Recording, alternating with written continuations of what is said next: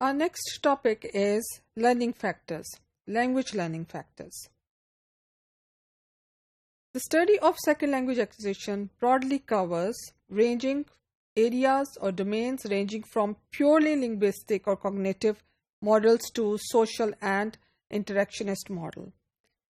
It provides comprehensive analysis of factors that are responsible for particular processes in a particular language style or a specific model. We find that it also covers the nature of stages the learners go through in order to develop their learning styles and their language learning. Also, the pace or speed at which learners learn, and the results or outcome of following a particular approach or a particular method or model of second language acquisition. Now, the image that you have in front of you, and it says framework for second language acquisition, they present three domains.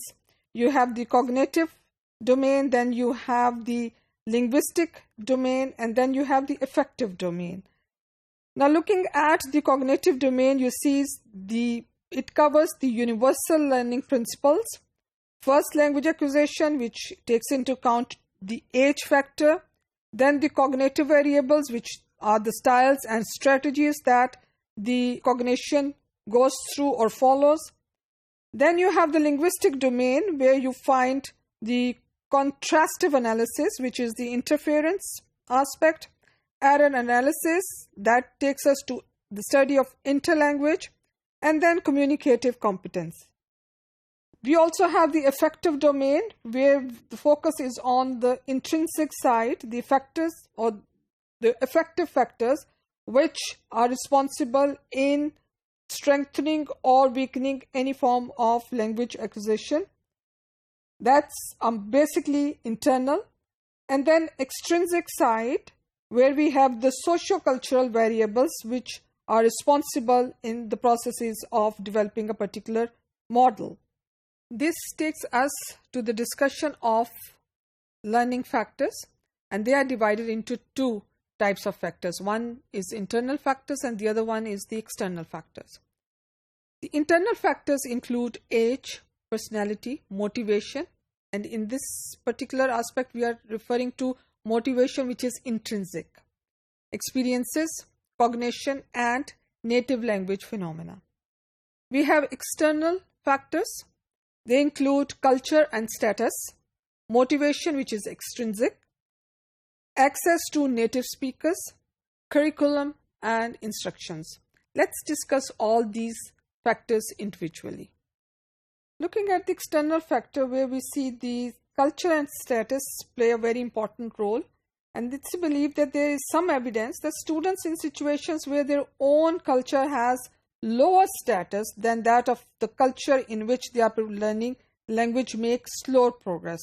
So if the learners are aware that their culture has a lower status, then the target or the achievement of the target language becomes slow. Motivation, which is extrinsic, we see that students who are given continuing appropriate encouragement, that is the positive reinforcement to learn by their teachers and parents, will generally fare better than those who are not. So they will perform, or they are in a better positive position, the ones who get continuous motivation and encouragement. So they are the ones who tend to perform better as compared to those who do not get positive encouragement, appropriate encouragement in learning.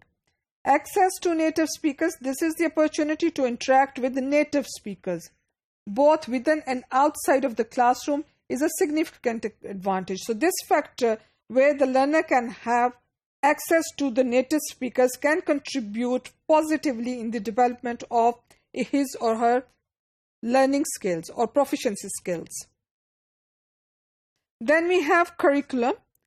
For ESL students in particular, it is important that the totality of their educational experience is appropriate for their needs. So needs and assessment of the needs, and then based on that assessment, the curriculum should provide the framework which can enable the learners to overcome those needs and develop the learning skills or develop the English as second language proficiency skills.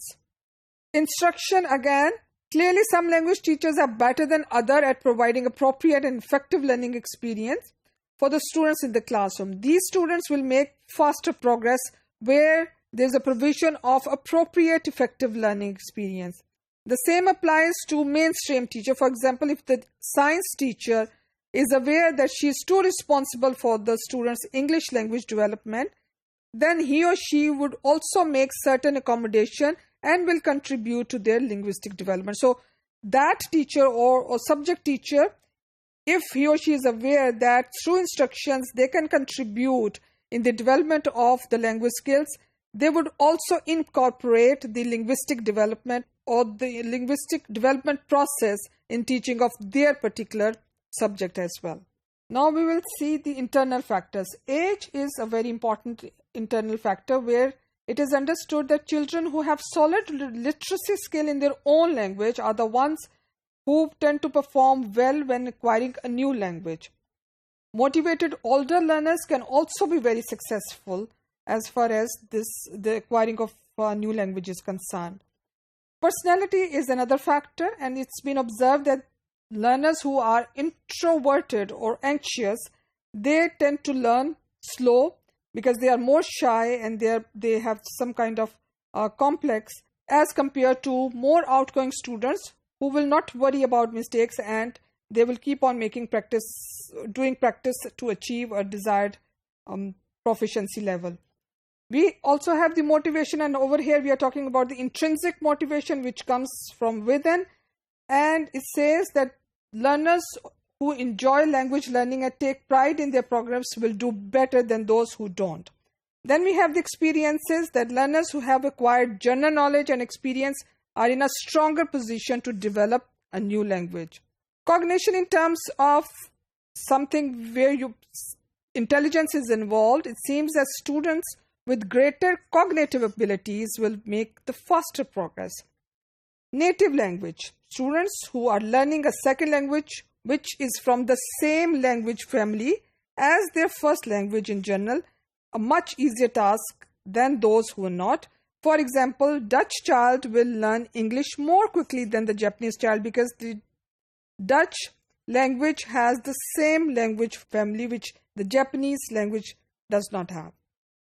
So to conclude, the internal and external learning factors contribute immensely in the overall understanding and forming of the appropriate approaches toward language teaching and learning processes.